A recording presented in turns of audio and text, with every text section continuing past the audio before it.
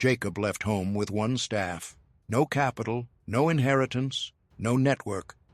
And 20 years later, he returned with an empire so vast it required servants to count it. This is the Genesis wealth code.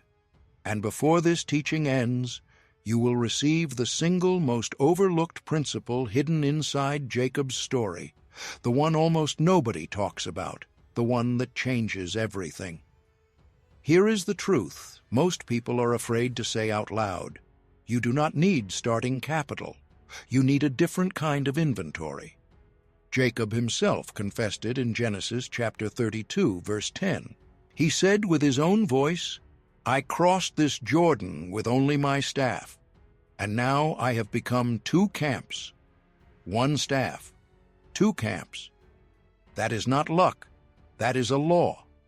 Most people sit waiting for the right moment, the right amount saved, the right connection to open the door. They have convinced themselves that the problem is the size of their beginning. But Jacob's beginning was a midnight escape, a borrowed pillow of stone, and the sound of his own heartbeat in a dark desert. If that is where the Genesis wealth code starts, then where you are standing right now is more than enough. Picture Bethel on the night Jacob arrived.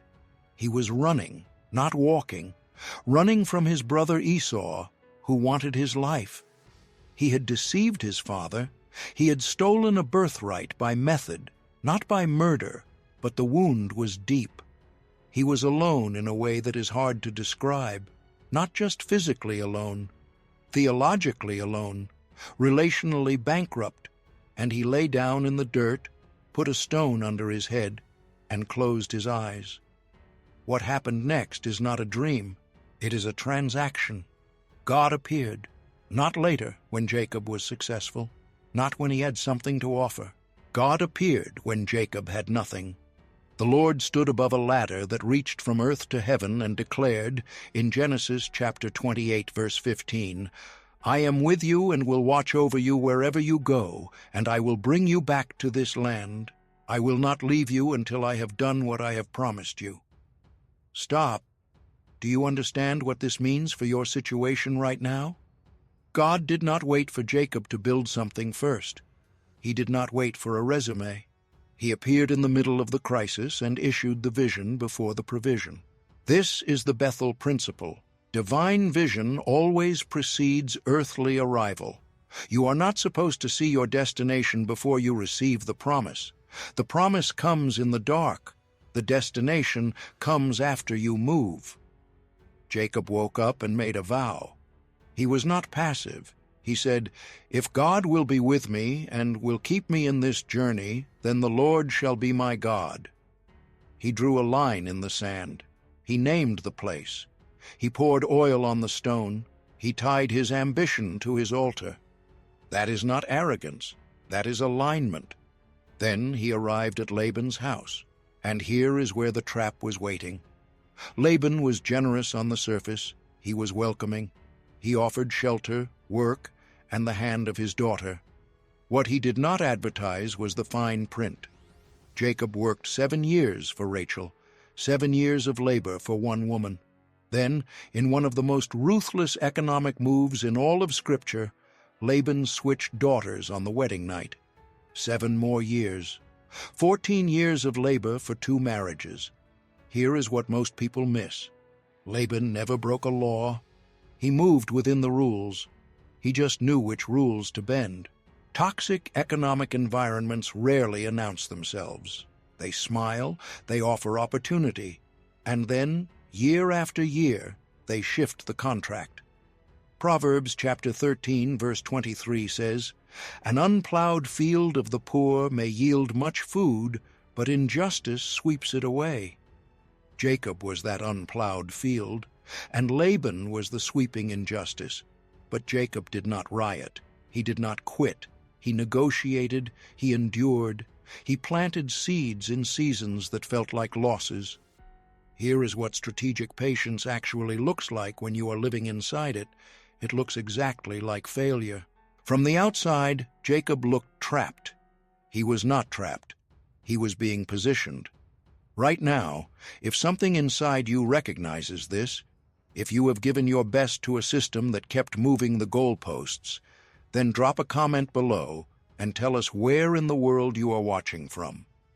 Because this message was carried across time to reach you specifically, wherever you are sitting right now. 20 years is a long investment. Most people cannot wait 20 weeks.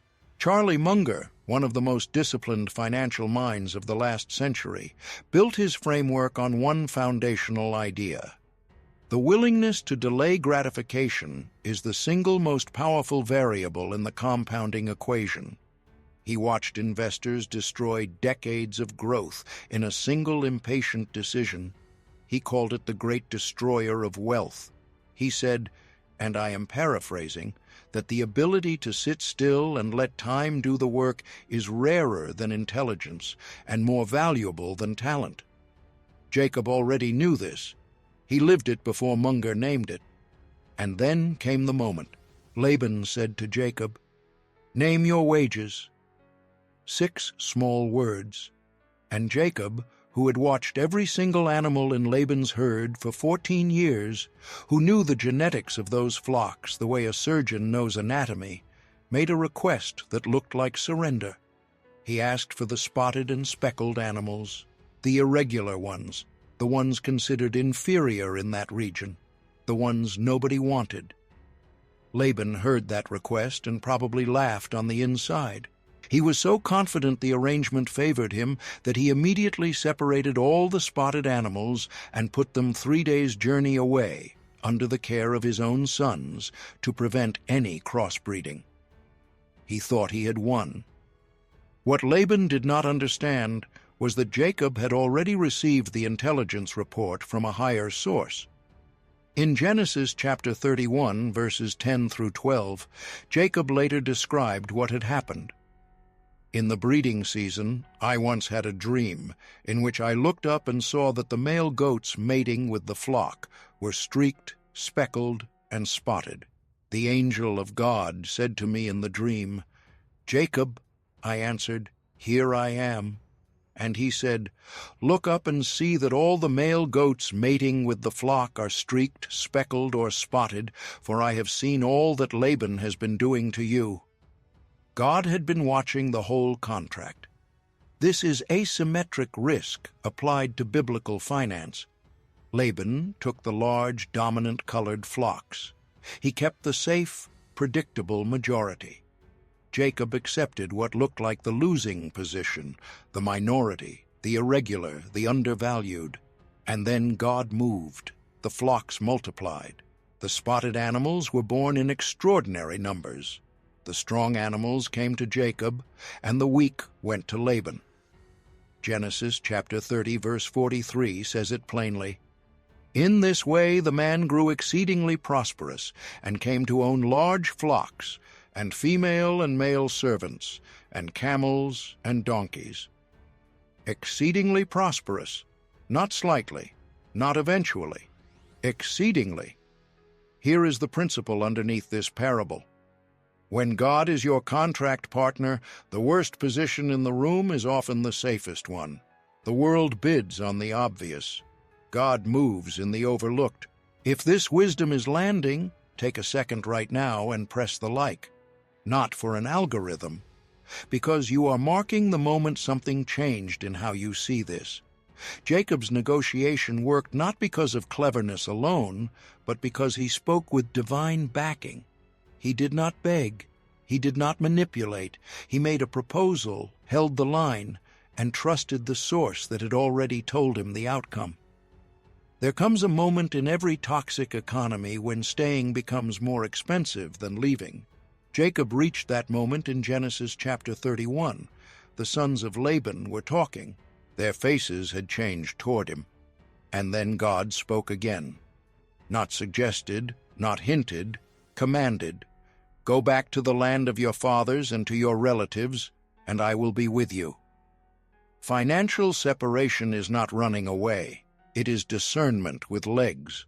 The sign that you are in a Laban economy is specific. Wages keep changing. The rules keep shifting. Your labor builds someone else's inheritance, while your own portion shrinks or disappears. When that pattern becomes the permanent pattern, the most spiritual thing you can do is leave. Not in anger, in obedience. Jacob called Rachel and Leah to the field, away from the house, and laid out the evidence. He named every time the wages had changed. He said in Genesis chapter 31, verse 7, "Your father has cheated me by changing my wages 10 times. 10 times. And yet Jacob had not withered, because, as he told his wives directly, God has not allowed him to harm me." This is the faithful steward principle, and Jesus made it the spine of one of his most direct economic teachings. In the parable of the talents, recorded in Matthew chapter 25, verses 14 through 30, a master gives 3 servants different amounts of capital before traveling. 2 stewards worked with what they were given and doubled it. One buried his. When the master returned, he did not weep over the one who buried. He rebuked him. He called him wicked and lazy. And the principle Jesus stated is one of the most confronting sentences in Scripture. "For whoever has will be given more, and they will have an abundance. Whoever does not have, even what they have will be taken from them." Work with what you have. This is not motivational language. It is economic law spoken by the Son of God.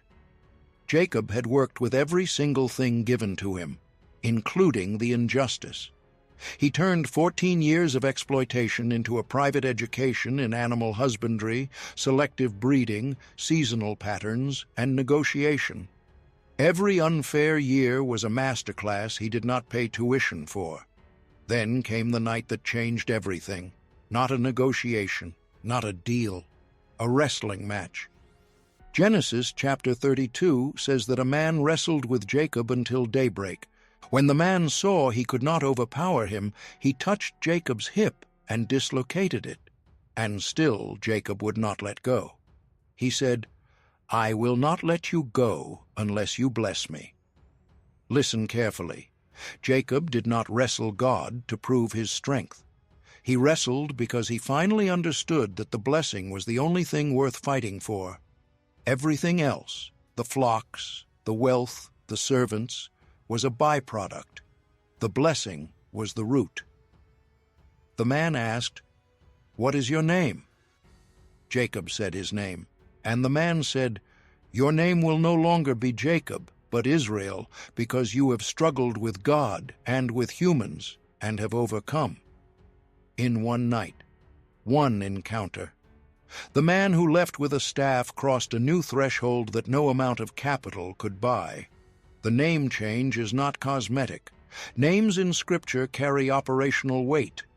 Jacob means supplanter, the one who grabs, the one who schemes, the one who takes what was not offered. Israel means the one who prevails with God. The difference between those two identities is the difference between a man who relies on his own cleverness and a man who relies on covenant. This is the rebrand that changes everything. Not a logo, not a title, a transformation of the internal operating system. The Apostle Paul understood this architecture completely. In his letter to the Romans, chapter 12, verse 2, he wrote, "Do not conform to the pattern of this world, but be transformed by the renewing of your mind. Then you will be able to test and approve what God's will is, His good, pleasing, and perfect will." The word Paul used for transformed is the Greek word from which we derive metamorphosis. He was not talking about trying harder. He was talking about a structural change in how the mind processes reality. Jacob did not become Israel by working more. He became Israel by surrendering the old identity, the grasping, the scheming, and receiving the name God had always intended for him. Now he was ready to manage the empire. And King Solomon spent the better part of the book of Proverbs explaining what that management requires. Not inspiration, not vision boards, diligent hands. Proverbs chapter 12, verse 24 says, "Diligent hands will rule, but laziness ends in forced labor. Proverbs chapter 21 verse 5 says, "The plans of the diligent lead to profit as surely as haste leads to poverty." Solomon, who inherited one of the greatest economic empires in ancient history and expanded it, did not celebrate inherited wealth. He celebrated the structure behind it. Systems, consistency, the kind of daily faithfulness that most people despise because it is quiet. Here is what that looks like with skin on. Jacob, now Israel, did not retire after the wrestling match. He organized his household. He arranged his family in a specific order before meeting Esau. He placed the most vulnerable in the back, the strongest in the front. He sent gift after gift ahead of himself, herds of goats, rams, camels, bulls, donkeys, as a living signal of goodwill. This was not weakness. This was risk management. Esau had 400 men with him. A lesser man would have fled again. A man without a strategy would have tried to fight. Jacob, now Israel, navigated the encounter with precision. He bowed 7 times as he approached. He named Esau, "my lord." He was not humiliating himself. He was de-escalating a threat with structured humility. Ecclesiastes chapter 10 verse 12 says, "Words from the mouth of the wise are gracious, but fools are consumed by their own lips." The empire Jacob built was protected not just by divine favor. It was protected by disciplined speech at the exact moment when raw emotion would have destroyed everything. The brother who came with 400 men to avenge a stolen blessing? He ran to Jacob and embraced him. They wept together. The conflict that had followed Jacob for 20 years dissolved in a single meeting because the man who arrived was no longer the Jacob who had left.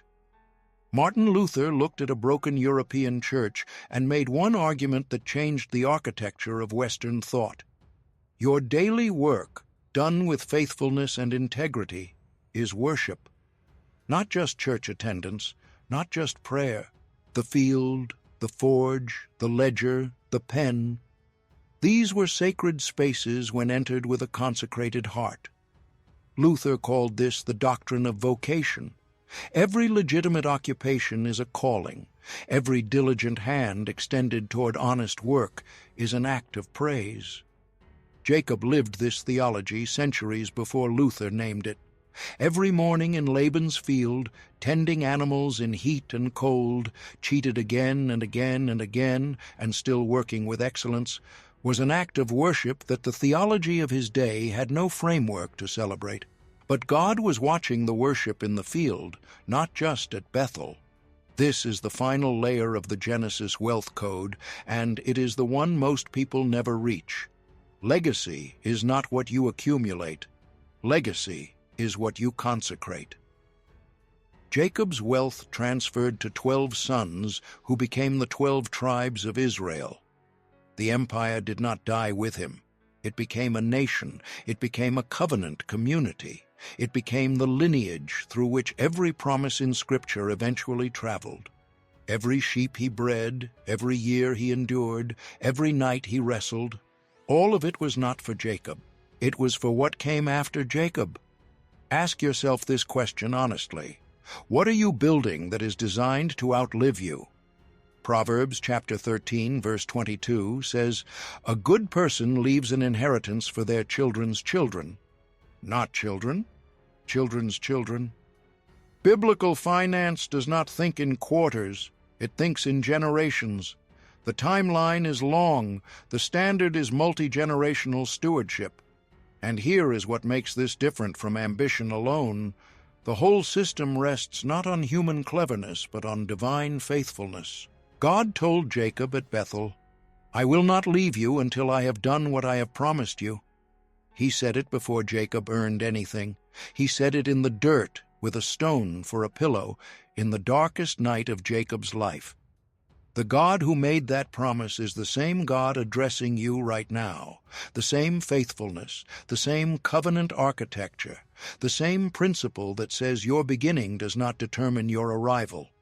One staff, one night, one name changed by the hand of God, an empire built not on capital but on covenant.